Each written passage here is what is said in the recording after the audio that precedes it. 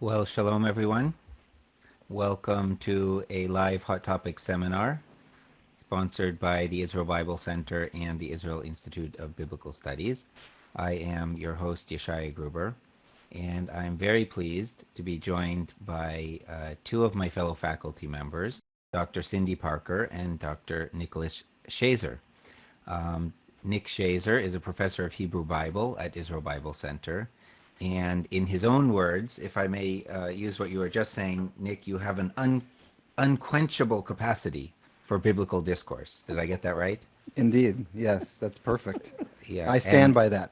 that's wonderful. And I can attest to that. And may I say that the quality of his biblical discourse is also unmatched. And we're really happy to have you along today, Nick. Looking It's a forward pleasure. to an exciting conversation. And Cindy Parker is professor of Holy Land Studies, who offers courses on biblical geography, among other things. And you know that they're good because Nick has said that they will blow your mind.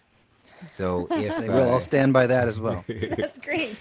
so, we encourage everyone to check that out. And she also is the host of the Israel Bible podcast, a new feature that we have. Maybe you can just say one or two words about yourself and what you do. I've given a general introduction, but maybe Cindy, we can start with you. Just tell us a little about the podcast and your courses, and then we'll go to Nick. Yeah. Well, the podcast has been very fun because I get to sit down and talk with all of you, the faculty of IBC, about some of the particulars that are in all of the different courses that IBC offers. So it's very fun because I get to geek out with other people who specialize in different fields other than my own, which is just really fun. So for everyone listening, if you haven't heard the podcast yet, you really should because they're fantastic. Yeah. So it's available on Apple Podcasts, Spotify, Hulu, all the places. So check it out. The courses that I'm doing, I have Listening to the Land of the Bible. Part 1 is already up, and it's all like diving into all of the secrets that the land can tell you when you learn to actually pay attention to the land. So we talk about the land as a character in the biblical text and how it changes the way that we interpret the biblical text. That one's really fun. Part 2 is coming out any day now, from what I've been told. And that one focuses primarily on Second Temple and looking at Jesus and the gospel text, but within this larger land context. Wonderful. Yeah, and those are definitely well worth checking out. I think everyone can learn something from that, Yeah. and it's so eye-opening when you begin to realize the depth of the connections to the land of Israel that are built into the biblical stories and other texts. But Nick, can you tell us a little bit about your activities? I sure can. It's funny. I'm the professor of Hebrew Bible here at Israel Bible Center, and yet my courses span further than the Hebrew Bible. Somehow I've ended up in the New Testament several times, which I'm happy with that. As far as the Hebrew Bible is concerned, I teach a course on the Psalms, and I also teach a course called Women and Gender in the Bible, in which we deal with mainly the Tanakh, mainly the Old Testament, but we also get into the New Testament and Paul. I also, speaking of Paul, just finished a course on Romans 9 through 11, which of course is a very important section of Paul's writings in the New Testament, but Paul uses the Tanakh or the Old Testament so often that it may as well be an Old Testament class. And then I also teach a course on the called the Jewish Gospel of Matthew, and of course, as we know, Matthew is a big utilizer of Israel's scriptures. So we're touching on my Hebrew Bible background each time. Well, I think we'll get into that a little bit as well. The connections between the Tanakh and the later writings with our topic tonight, which is on the underworld and afterlife. So quite an interesting and exciting topic in itself. Let me just go ahead and share my screen again because we had a question. We had a few advanced questions that I wanted to look at tonight. And one of them is maybe appropriate for just addressing briefly before we really get into the discussion. So Christina asks, in what ways did Jewish and Greek beliefs in this area, underworld and afterlife, influence Christianity. So I think part of this will become a lot clearer as we go through the discussion and as we talk about Jewish and Greek beliefs. But of course, a lot of our audience is coming from a Christian background and would probably be very interested in this question. So maybe we can just give a little bit of a foretaste. Even in general, how do Jewish and Greek beliefs from the Second Temple period then play into Christianity later on? Do they just get transposed directly, or are there modifications? Are there shifts? I don't know if either of you wants to jump in quickly on that. Not a comprehensive answer, perhaps, so that we can get to the underworld and afterlife in Jewish and Greek views as well. But maybe just a brief comment on that. Cindy, is it okay if I jump in? Please do. Okay, so yeah, really, really briefly, I'll make this very simple. The Christian view of the afterlife is a Jewish view of the afterlife. That is, the New Testament writings, when they express their understanding of, the underworld or afterlife, and we'll get into these topics as we go forward, they're expressing Jewish ideas. Now, what complicates this is that Jewish ideas are influenced by Greek ideas. The New Testament's written in Greek, not in Hebrew. So yeah, the ideas in the Hebrew Bible and Israel scriptures are being obviously, they're showing up in the New Testament, but the New Testament's written in Greek. So by definition, it's going to be influenced by Greece and Greek thinking. So it's a bit of both. It's a both and rather than either or. Mm-hmm. Yeah, and I think we can say that there are changes that take place historically as well in how Christianity, later Gentile Christianity, reinterprets the Jewish ideas and the Greek ideas and so forth. But it will probably become a lot clearer as we go through some of the specifics. So, well, here's something from the Psalms as well as from another part of the Hebrew Bible. Now, I know you're both fans of texts like this. I'm sorry, Cindy, I don't have one from Deuteronomy here. That would make everything tonight perfect. I wonder if we have one from Deuteronomy later on. I don't think so, but you never know. You can always throw one in if you like to. But this slide is just getting us toward the topic of Sheol, the Hebrew word Sheol, which refers to something like the underworld in English. So I don't know, Cindy, do you want to just comment briefly on these verses? It's referring to the name of God. Hashem kills and gives life, brings down to Sheol and raises up. Parallel passage there from Samuel. And then another couplet from Psalms. If I ascend to heaven, you are there. And if I lie down in Sheol, there you are also. Very, very interesting verses. It is. Oh, sorry. Yeah, go ahead. What I kind was of all thoughts? eager to jump in. Please. I interrupted you. No, I think it's interesting, these two verses, along with like understanding Hebrew parallelisms, which we just discussed, Nick, on the podcast. That's right. This came up not that long ago. But talking about how beautiful and poetic the Hebrew language can be when it's putting ideas in parallel. And so what we have in both of these, you have Yahweh kills, so you have kills and giving life in the first line, and then Sheol and raising up. So the idea that these are like opposites of each other, that Sheol is under or below if the opposite is to be raised up. So it's the same in the second, in the Psalms reference, you ascend to heaven as part of the first parallel, the first idea, and then the coupling idea to that, which is the opposite, if I lie down in Sheol. So again, we get this idea that Sheol is below. So we're already starting to see kind of this Hebrew framework or an Israelite worldview that sees the heavens up above and that being the realm of the heavenly hosts, where Sheol is something below as something opposite to the heavenly realm. Yeah, So I'll fascinating. kind of keep Yeah. it there initially because I think we're going to tease this out a little bit and a little bit more in the future.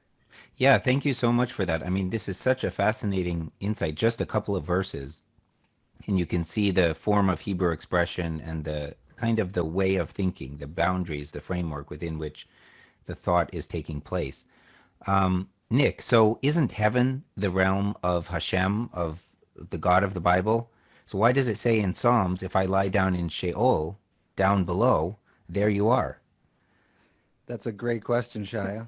Indeed, to the first part of your question, yeah, the heavens or Shemayim in Hebrew are is the place where God lives. That's the realm of God. At the same time, God visits people on earth very often in Israel's scriptures. And God can be anywhere that God wants to be, and indeed can fill the heavens at the exact same time. This is what a wonderful Hebrew Bible scholar named Benjamin Summer calls divine fluidity. That is, God can both fill the heavens, right? All the glory of God fills the whole earth. That's Isaiah chapter 6. And yet God can show up, say, in the tent of meeting in the wilderness with Moses. So just as God reigns and lives in heaven, so too can God be in Sheol. I think this is a great psalm. This verse is so important too, because the concern is if God is in heaven and in the afterlife one goes to Sheol, as Cindy said, if one is above and one is below, do we still get to hang out with God in the afterlife prior to resurrection? This verse, as well as the Jonah cross reference that you have here, seems to indicate that yes, that's true. The Hebrew, by the way, is well, I don't want to say cute, but it's kind of it's interesting. So it says b'shamayim, so in Shemayim, in the heavens, shamata, you were there, and then the psalmist says, and in Sheol, hinecha, which comes from hine, which means behold. So literally, it says, if I ascend to the heavens, you are there, and if I lie down in Sheol, look, it's you. Yeah, Essentially, is yeah. what the Hebrew is saying. So and to go back to Cindy's point about parallelism, both of these sentences are equally true. Fascinating. So there's the idea of coming back out of Sheol. Would you agree with that in Samuel?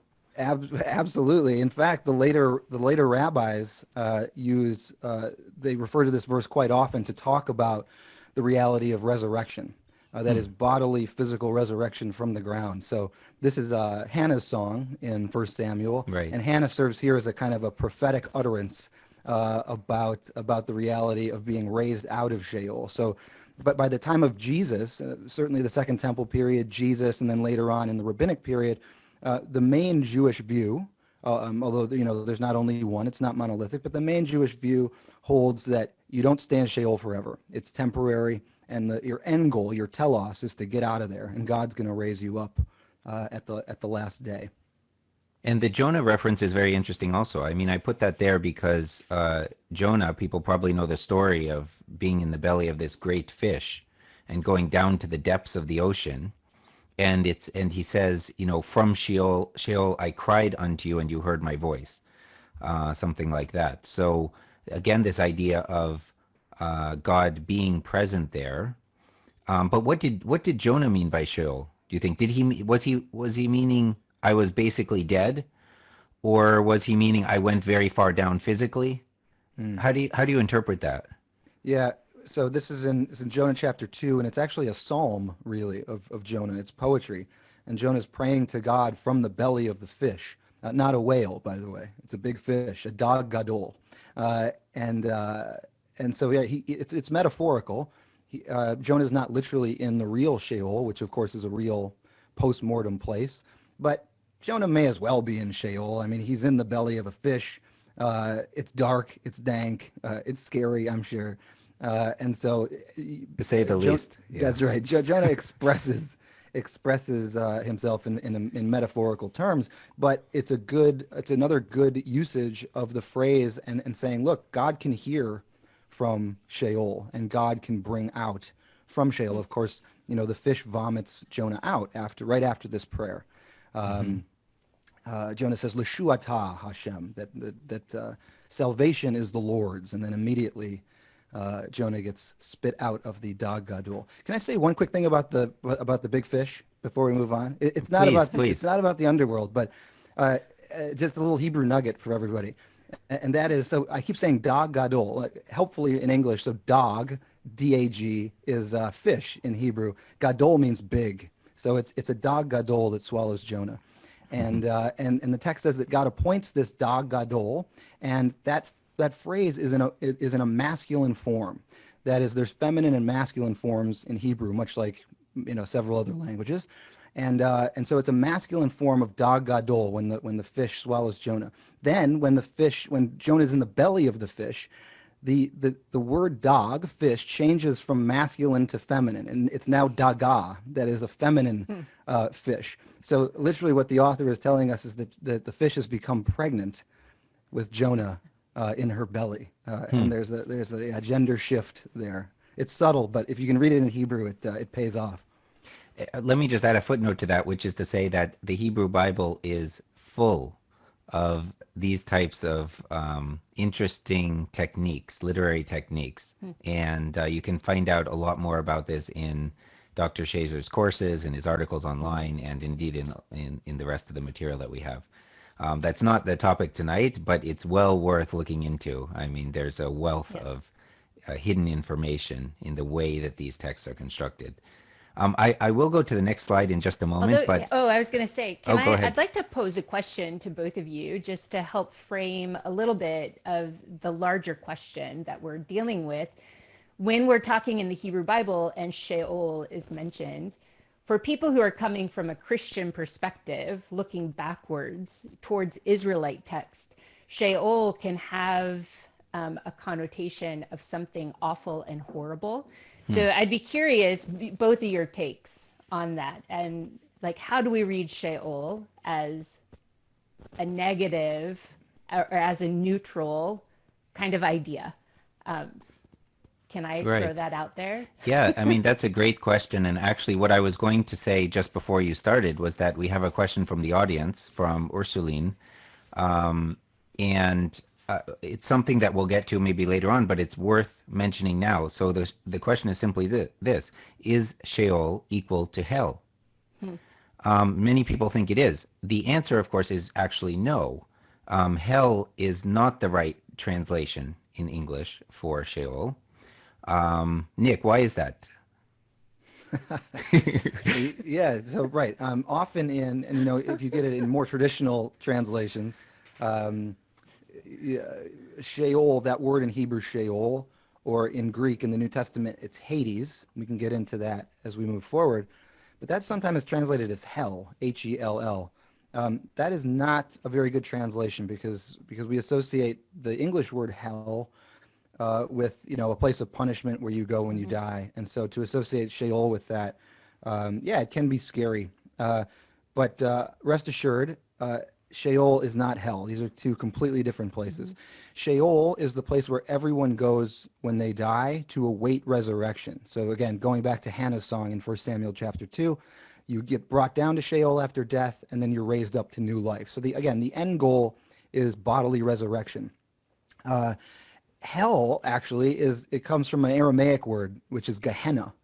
And it gets transliterated, literally the Greek in the New Testament, when Jesus talks about hell, it says Gehenna in Greek. So this is an Aramaic word. It comes from the valley of Gehenom, Ben Hinnom. You can read about this, for example, in Jeremiah 32, Jeremiah 7, I think Jeremiah 19, 2 Kings 23. I want to say 2 Chronicles 33. Anyway, it shows up, okay, throughout the Hebrew Bible. And it was a place where wayward Israelites would sacrifice people to other gods, even their children. And so it's an actual physical place. It's a valley, a burning pit. And that idea of the valley of Ben Hinnom, you can hear Gehenna in that. Gehenom would be the valley of Gehenna. That gets essentially, looked at and then projected into the afterlife. Okay, so that is, it's a place of punishment in the afterlife for the unrighteous. Now, essentially what happens is that everybody goes to Sheol. Think of it as a kind of preliminary holding tank before resurrection. And at resurrection, at the day of judgment, a great example of this is Matthew chapter 25, the last several verses of Matthew 25, and Jesus' story of the sheep and the goats. And the goats are the unrighteous who go away into the eternal punishment. That's that Gehenna idea.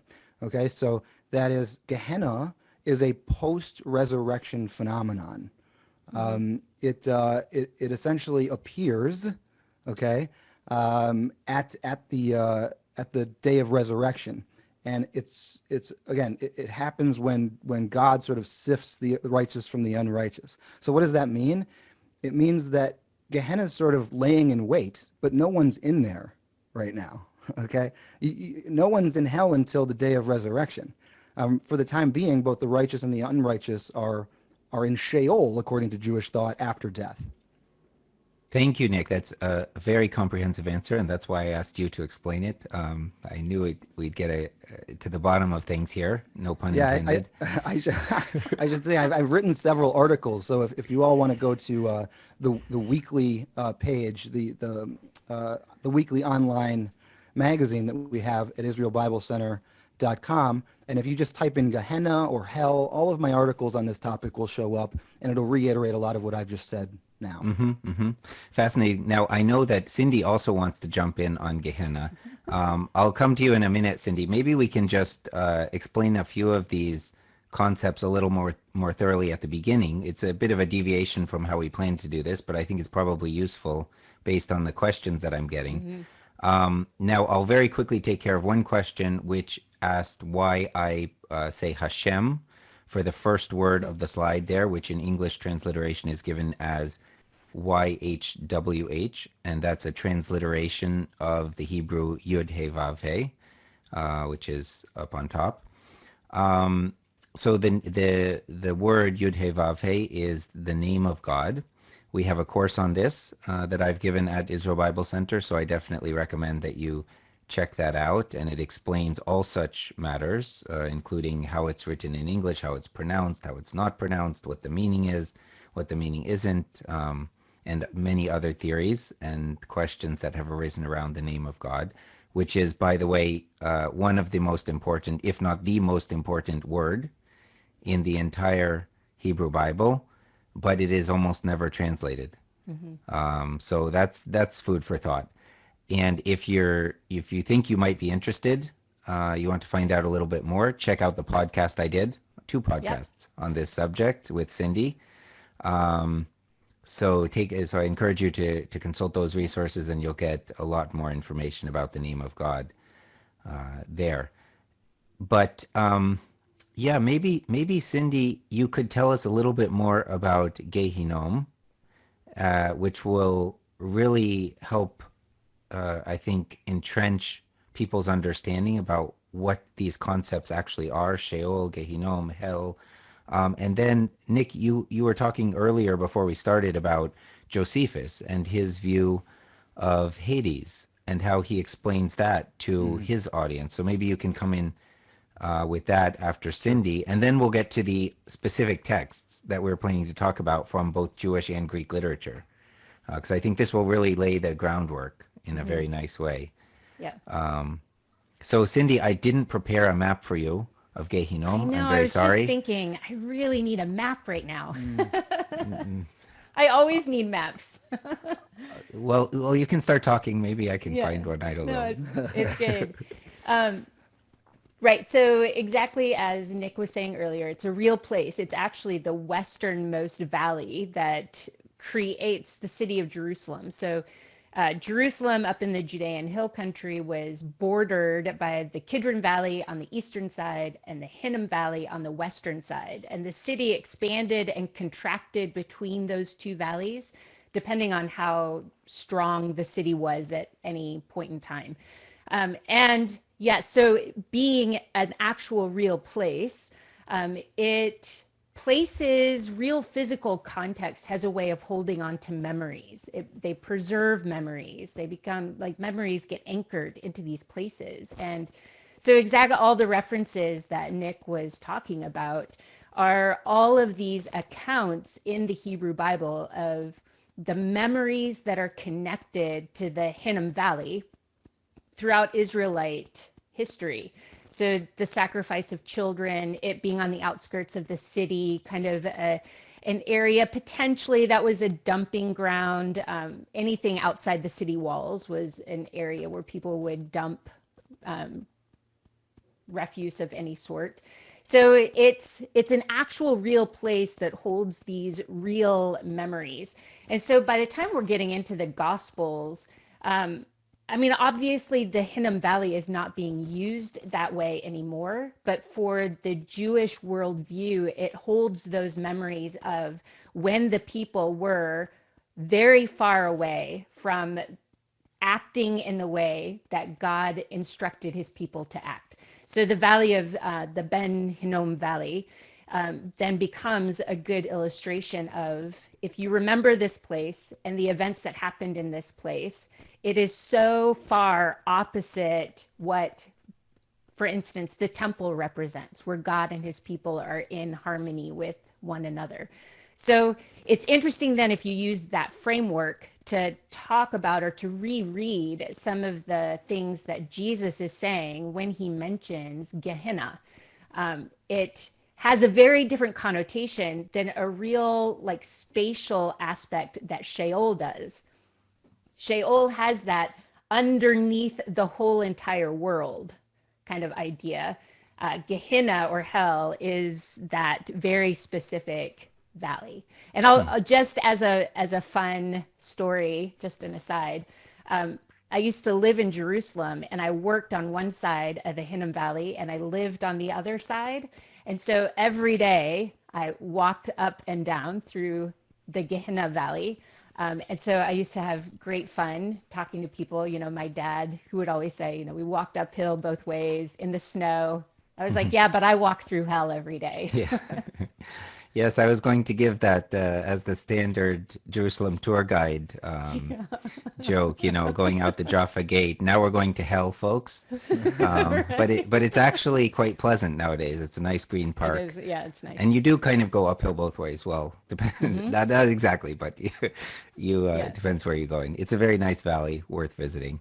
And it freezes over.